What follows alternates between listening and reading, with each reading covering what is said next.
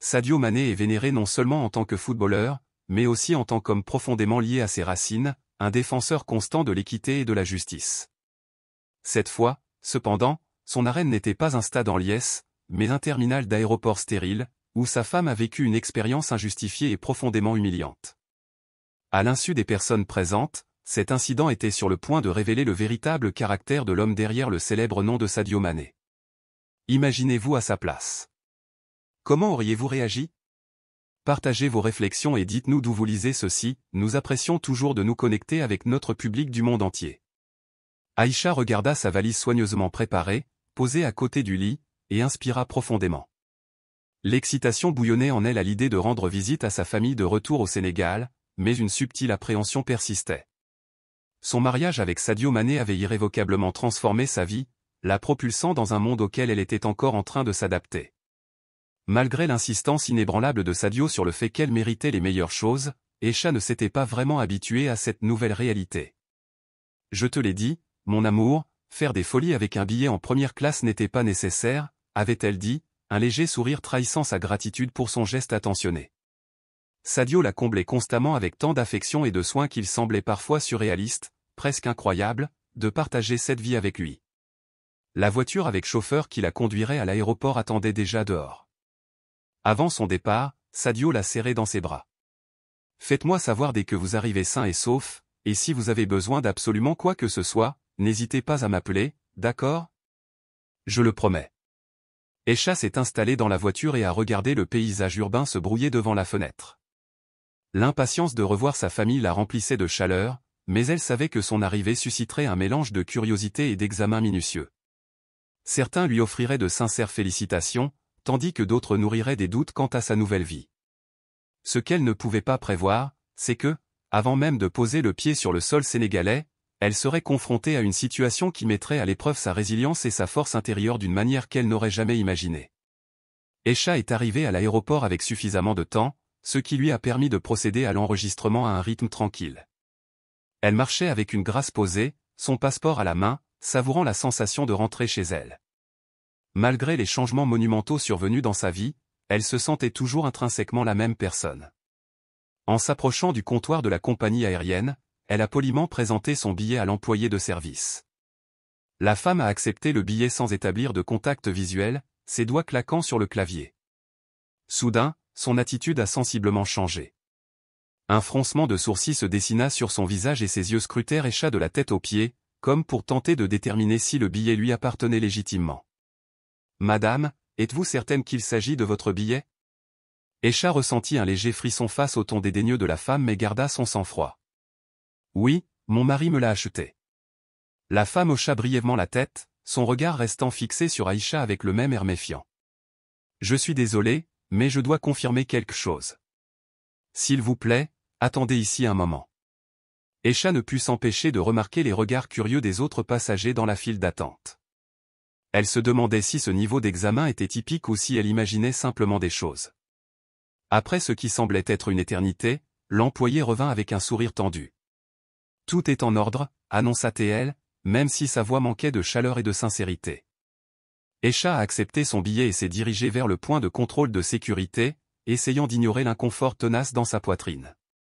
Peut-être s'agissait-il simplement d'un malentendu. Arrivée à la porte d'embarquement, elle présente son billet à un autre employé. Cette fois, la réaction fut immédiate et alarmante. « Excusez-moi, madame. C'est la voie d'embarquement de première classe. Je suis au courant, voici mon billet. » La femme a pris le billet, mais celui-ci n'a pas pu être enregistré sur le scanner.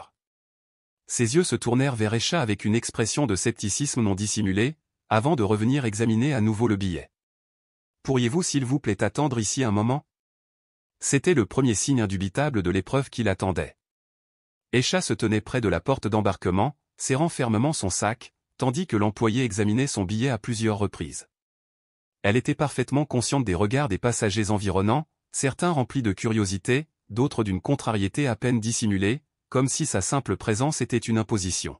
« Excusez-moi, mais je dois vérifier cela auprès de mon superviseur, » annonce l'employé avant de s'éloigner brusquement.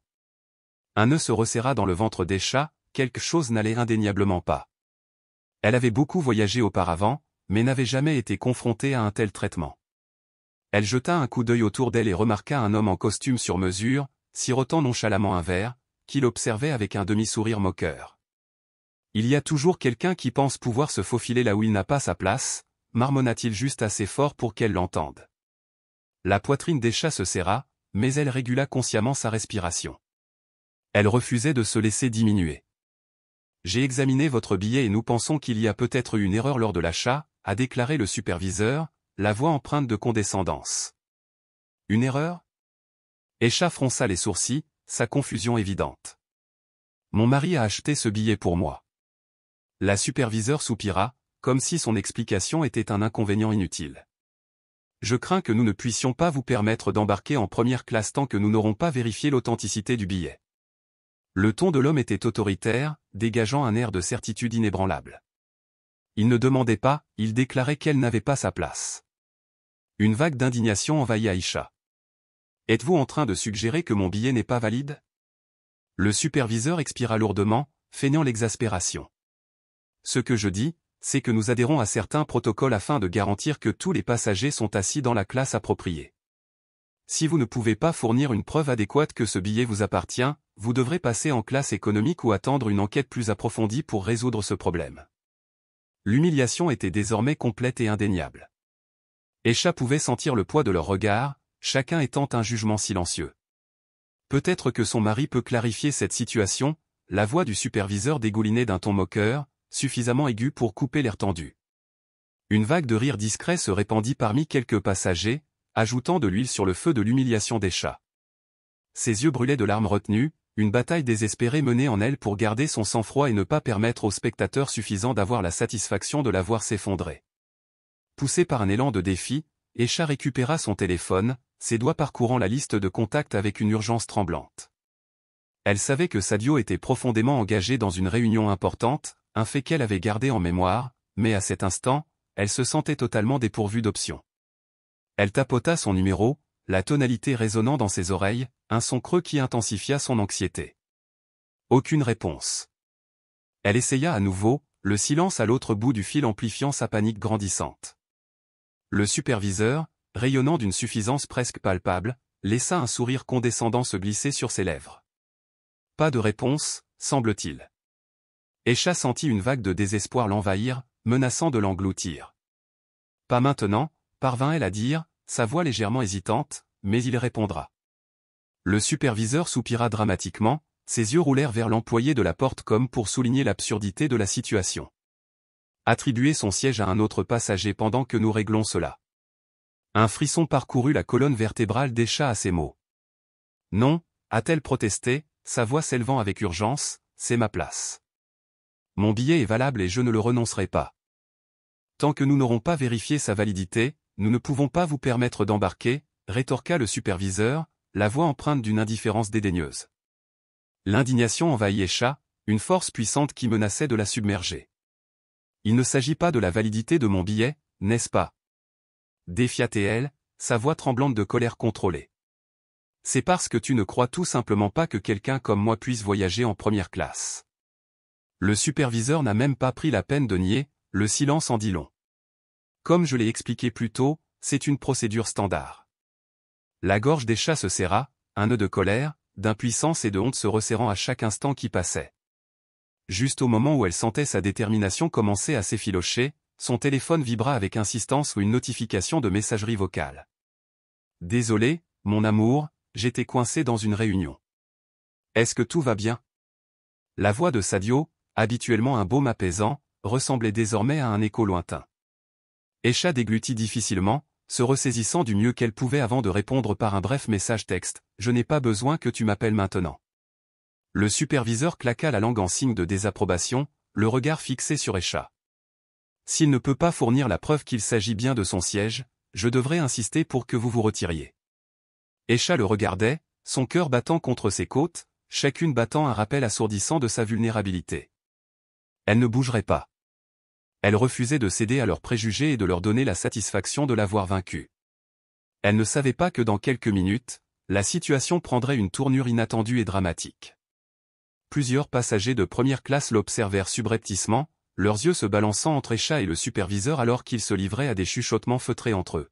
« Madame, vous devez vous écarter pour que nous puissions procéder à l'embarquement, » répéta le surveillant, son ton désormais teinté d'une pointe autoritaire. « Je ne vais nulle part, » répondit fermement Aisha, ses doigts serrant fermement le billet dans sa main. L'employé de la compagnie aérienne soupira en croisant les bras dans un geste d'impatience. Si elle a réellement acheté le billet, elle devrait pouvoir le prouver. Ce n'est pas si difficile. Aisha jeta un nouveau coup d'œil à son téléphone, espérant désespérément un appel de Sadio, une bouée de sauvetage dans cet océan d'hostilité. Son pouce accélérait, à un rythme effréné qui reflétait son anxiété croissante. Elle savait qu'elle ne pourrait pas rester là plus longtemps avant que la sécurité ne soit inévitablement appelée à intervenir.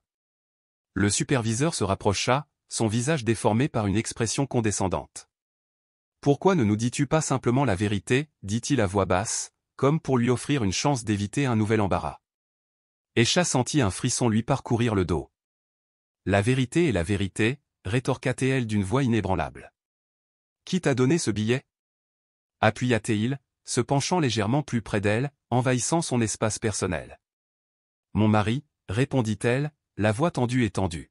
« Bien sûr » répondit le superviseur, un sourire condescendant tordant ses lèvres d'incrédulité. « Et votre mari voyage habituellement en première classe, n'est-ce pas » Aisha plissa les yeux, son regard se durcissant de détermination. « Mon mari m'a acheté ce billet. Je n'ai rien à vous expliquer. Mais il ne peut pas le prouver, n'est-ce pas ? N'est-ce pas là le problème ?» insista la superviseure, savourant son inconfort. Quelques passagers laissèrent échapper des rires étouffés, leur amusement ajoutant une autre couche à son humiliation.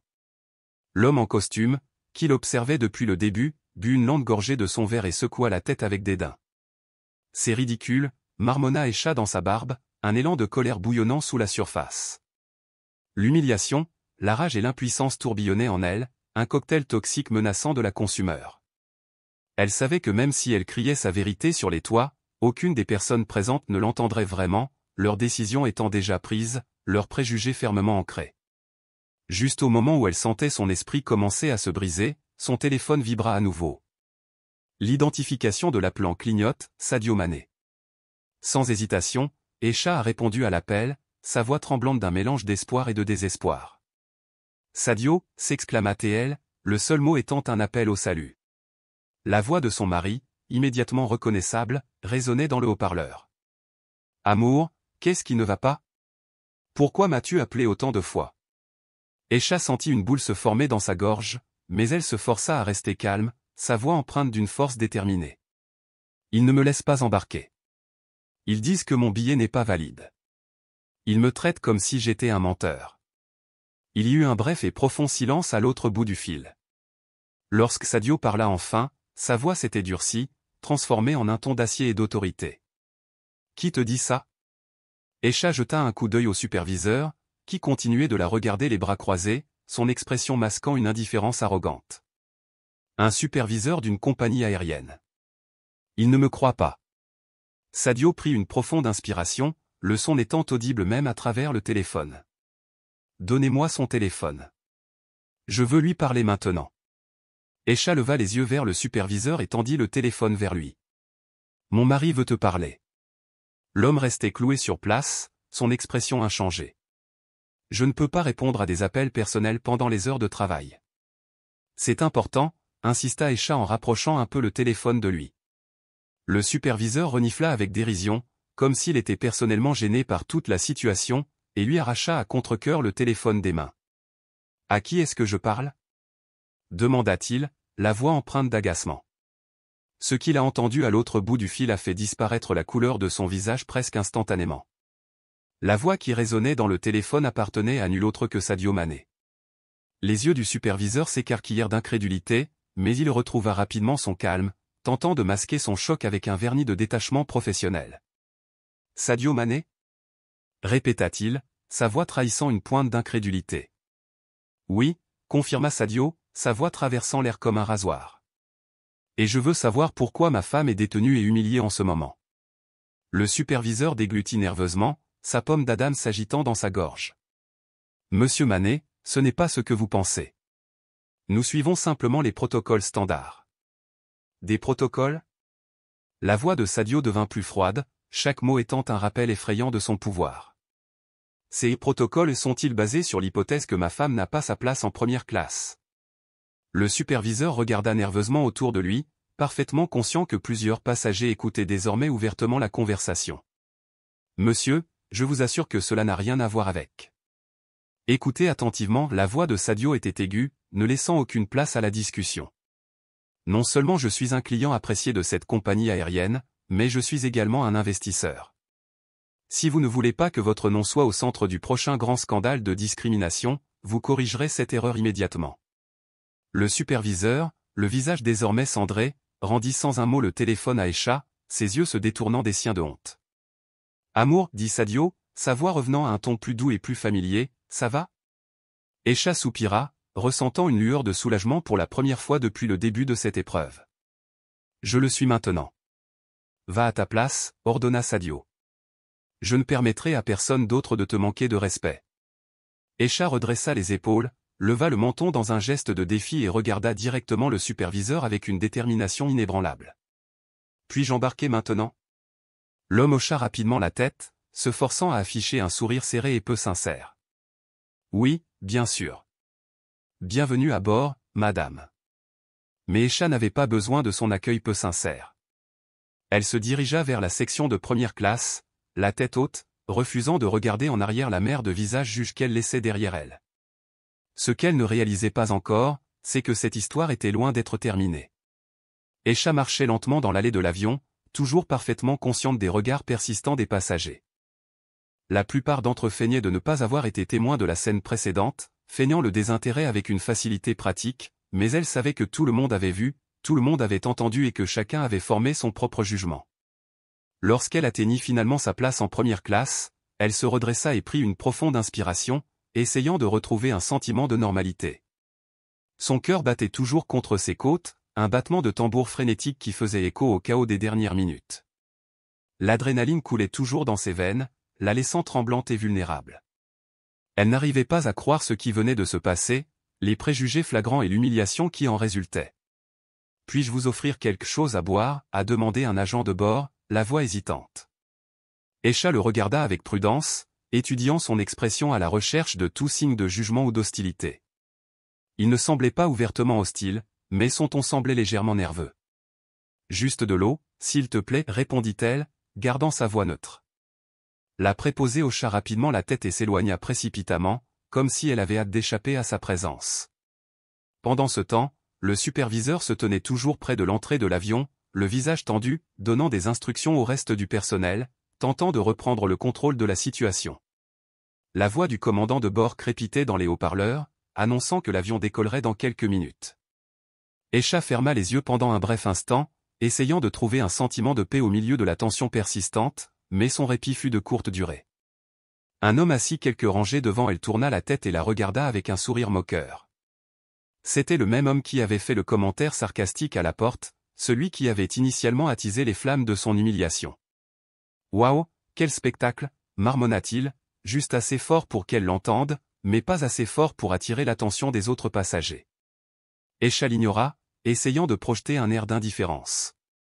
Mais il a persisté, maintenant, il s'avère qu'il faut appeler une célébrité chaque fois que quelqu'un veut un siège en première classe. Quelques personnes rirent doucement, leur rire comme du sel dans une plaie ouverte. Aisha sentit une boule familière se former dans sa gorge, signe avant-coureur d'une colère et d'une frustration croissante. « Avez-vous un problème avec moi » demanda-t-elle, sa voix ferme et inébranlable, refusant de se laisser intimider. L'homme leva les mains en signe de capitulation, un faux sourire affiché sur son visage. « Non madame, pas de problème du tout. Je dis juste que certaines personnes ont juste de la chance. » Aisha pinça les lèvres, déterminée à ne pas permettre à cet homme arrogant de la faire se sentir petite ou honteuse. « Ce n'est pas de la chance, » répondit-elle calmement, sa voix empreinte d'une dignité tranquille. « C'est du respect, quelque chose que vous ne comprenez clairement pas. » L'homme semblait véritablement surpris par sa réplique, ne s'attendant clairement pas à ce qu'elle se défende. Avant qu'il ait pu formuler une réponse, le superviseur s'est approché d'eux rapidement, son expression étant un mélange d'inquiétude et d'agacement. « Monsieur, dit-il, sa voix soigneusement contrôlée, je dois vous demander de vous abstenir de faire des commentaires inappropriés envers les autres passagers. L'homme renifla d'un air moqueur. J'exprimais juste mon opinion. Maintenant tu ne peux même plus parler librement? Le superviseur n'a pas insisté davantage sur le sujet, visiblement désireux d'éviter toute nouvelle escalade du conflit. Esha a remarqué qu'il évitait soigneusement de la regarder dans les yeux, soulignant encore davantage les préjugés sous-jacents qui ont alimenté toute cette épreuve.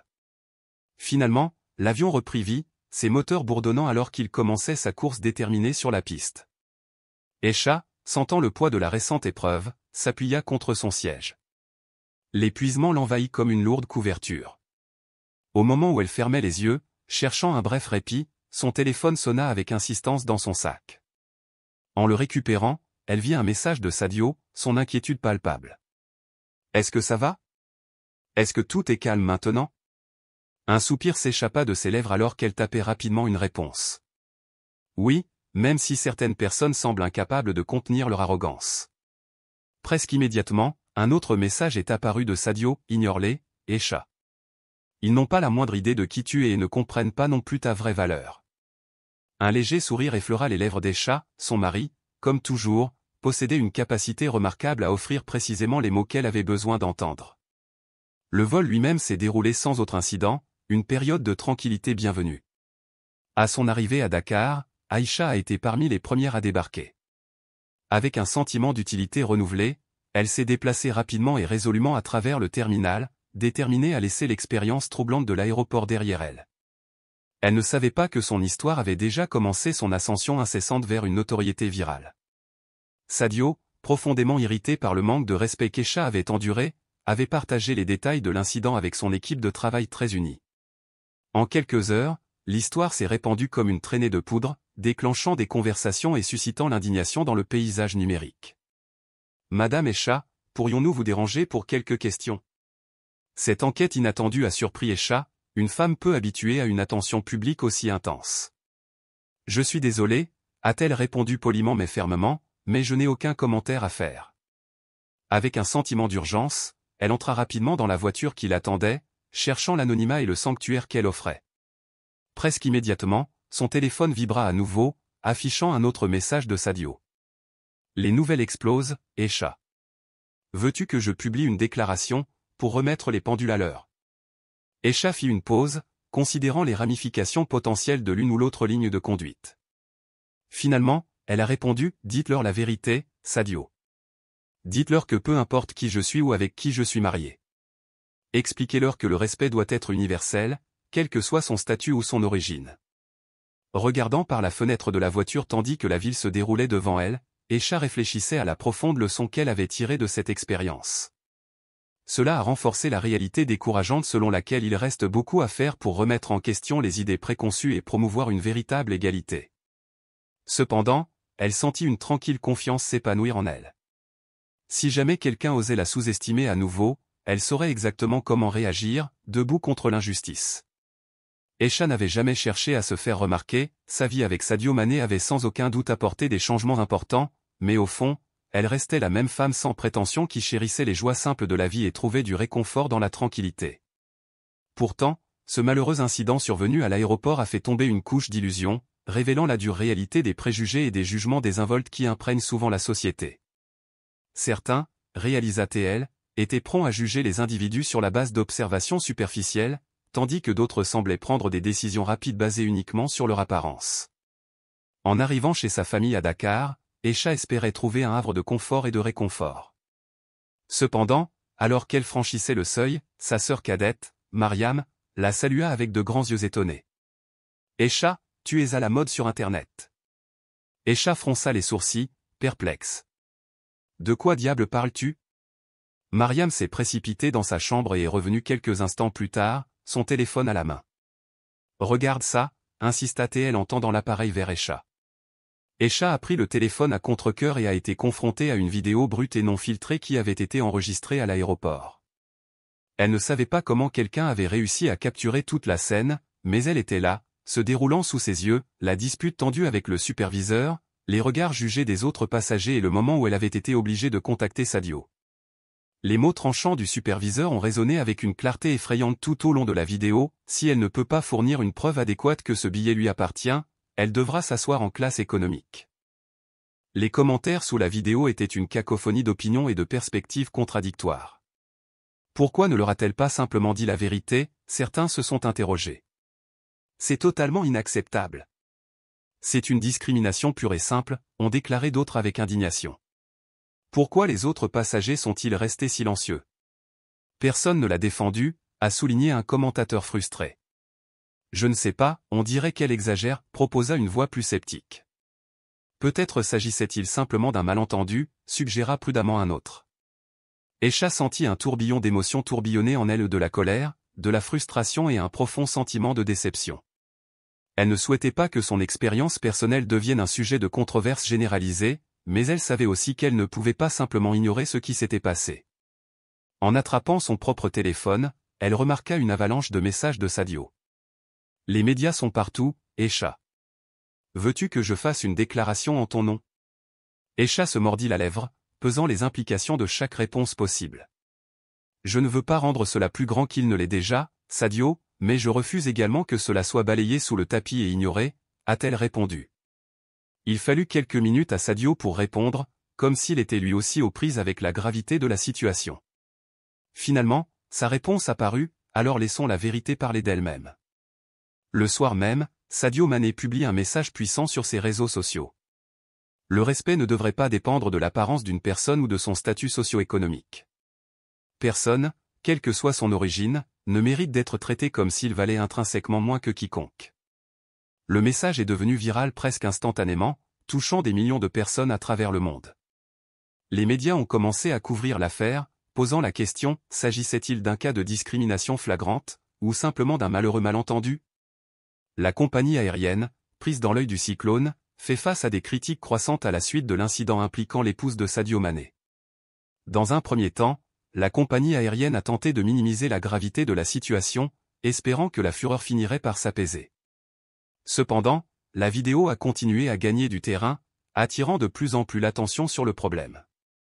Des personnes du monde entier ont commencé à partager leurs propres expériences déchirantes de discrimination dans les aéroports, les hôtels et les restaurants, soulignant ainsi l'omniprésence du problème. Le lendemain, alors qu'Aisha se détendait chez elle avec sa mère, elle a reçu un appel téléphonique inattendu. Madame Aisha, voici la directrice des relations publiques au nom de la compagnie aérienne. Aisha haussa un sourcil, surprise par l'appel. Aisha intervint fermement, vous êtes ceux qui croient pouvoir juger arbitrairement qui mérite le respect humain fondamental et qui ne le mérite pas. Un silence pesant flottait dans l'air. Finalement, l'homme à l'autre bout du fil parla. Nous comprenons, Madame Mané. Nous aimerions vous inviter à assister à une réunion avec notre équipe de haute direction pour discuter de la façon dont nous pouvons améliorer de manière globale les programmes de formation sur la sensibilité culturelle et les préjugés implicites pour notre personnel. Aisha réfléchit pensivement à la proposition. Si cela permet de garantir que personne d'autre ne soit soumis au même traitement dégradant et humiliant que j'ai enduré, alors j'y réfléchirai. Je veux juste être traité avec le même niveau de respect que n'importe qui d'autre, maman, a avoué Aisha, et cela ne devrait pas être trop demandé. Mais je savais que dans le monde dans lequel il vivait, ce serait toujours une bataille constante. Cette nuit-là, Sadio l'a appelé. Amour, j'ai vu ce que tu as fait, je suis très fier de toi. Je n'ai rien fait d'extraordinaire, a déclaré Aisha. Oui, tu l'as fait, tu aurais pu ignorer tout ça, mais tu as choisi de parler. Aisha soupira, je ne veux pas être le centre d'attention, Sadio, je veux juste justice. Sadio sourit à l'autre bout du fil, alors continuons à nous battre pour elle. Aisha savait qu'elle n'était pas seule dans cette bataille. Aïcha n'aurait jamais imaginé qu'un simple voyage en avion puisse devenir un sujet de conversation mondiale. Même si elle n'a pas attiré l'attention du public, son histoire a touché de nombreuses personnes. Les réseaux sociaux étaient encore pleins de commentaires, certains montrant leur soutien et d'autres minimisant ce qui s'était passé. Mais ce qui l'a le plus surprise, c'est le nombre de personnes partageant des expériences similaires. Des femmes et des hommes de différentes régions du monde ont écrit sur la façon dont ils avaient été jugés dans les aéroports. Hôtels et restaurants juste à cause de son apparence. Un matin, alors qu'il prenait le thé avec sa mère dans le salon, il reçut un autre appel. Madame Aisha, voici le PDG de la compagnie aérienne. Aïcha fut surprise. Cette fois-ci, il ne s'agissait pas d'un simple représentant des relations publiques, mais d'une personne dotée d'une réelle autorité. Comment puis-je t'aider? Demanda-t-il calmement. Nous voulons plutôt corriger ce qui s'est passé, nous savons que nous vous avons laissé tomber et nous voulons vous offrir une compensation. Aïcha plissa les yeux. Je n'ai pas besoin d'argent, ce que je veux, c'est que cela n'arrive pas. Cela se reproduit. L'homme à l'autre bout du fil resta silencieux un moment. Nous comprenons, c'est pourquoi nous souhaitons annoncer que nous mettrons en place un programme de formation pour notre personnel. Pourquoi ? Former nos employés à traiter les clients de manière équitable et éviter que de telles situations ne se reproduisent. Aïcha réfléchit à la proposition. Même si elle ne pouvait pas changer tout le monde du jour au lendemain, c'était un petit pas dans la bonne direction. D'accord, dit-elle, mais je veux être présente quand. Faites l'annonce. Le directeur a accepté la condition et ils ont fixé un rendez-vous au siège de la compagnie aérienne. Quelques jours plus tard, Aïcha est arrivée aux bureaux accompagnée de Sound. Dans la salle de conférence, plusieurs cadres l'attendaient, certains semblaient tendus, sachant que l'incident avait porté atteinte à la réputation de l'entreprise. L'un des managers a pris la parole, « Nous voulons nous excuser à nouveau pour ce qui s'est passé et lui assurer que nous avons pris des mesures pour nous améliorer. » Aïcha hocha la tête mais ne dit rien. Je voulais savoir ce que le réalisateur avait réellement l'intention de faire. Il a poursuivi, « Désormais, nous mettrons en œuvre une nouvelle politique de service client axée sur l'égalité et le respect. » Aïcha leva les yeux. Et comment comptent-ils s'assurer que leur personnel respecte ces règles? L'homme déglutit. Avec une formation obligatoire et une hotline de signalement pour tout passager qui s'estime discriminé. Aïcha croisa les bras. Et que se passera-t-il si un employé ignore ces règles? Le directeur a regardé les autres cadres avant de répondre, il y aura des conséquences. Aïcha l'a étudié. Quelques secondes. Avant de parler, c'est bon, j'espère qu'ils tiendront parole. La réunion s'est terminée par un accord, la compagnie aérienne publierait une déclaration reconnaissant l'erreur et annonçant les nouvelles mesures. Lorsqu'ils quittèrent le bâtiment, Sadio lui prit la main. « Tu as réalisé quelque chose d'important aujourd'hui » lui dit-il. Aïcha soupira, « Je ne sais pas si c'est suffisant, c'est un début. » Aïcha hocha la tête. Elle ne pouvait pas changer le monde du jour au lendemain, mais elle pouvait s'assurer que sa voix soit entendue. En fin de compte, le respect n'était pas un privilège, c'était un droit. Aïcha. Elle était assise sur le balcon de la maison de sa mère et regardait le coucher de soleil sur Dakar.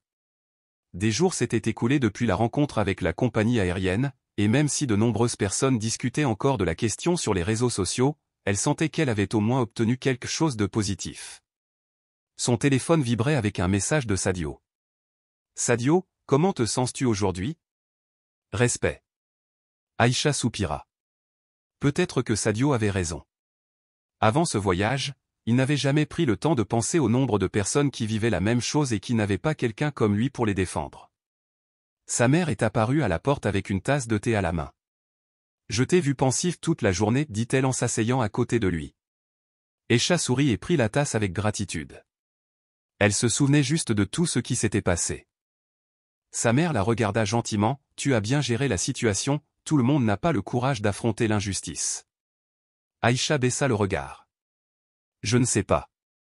Si j'étais courageux, je ne voulais tout simplement pas rester silencieux, parfois c'est tout ce qu'il faut. » Le ciel est devenu orange foncé et Aïcha s'est permise de profiter du moment. Elle avait appris quelque chose. Le respect ne devrait pas dépendre de la richesse ou de la renommée. Cela devrait être quelque chose de garanti pour tout le monde, et même si elle ne pouvait pas changer tout le monde, elle pouvait s'assurer que sa voix ne soit pas ignorée. Leçon, le respect n'est pas un privilège mais un droit pour chacun, personne ne devrait être jugé sur son apparence ou sous-estimé par les autres.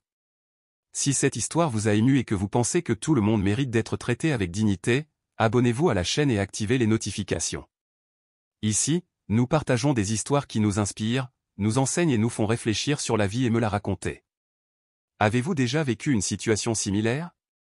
Laissez-le dans les commentaires. Nous vous lirons. Rendez-vous dans la prochaine vidéo. Que Dieu te bénisse.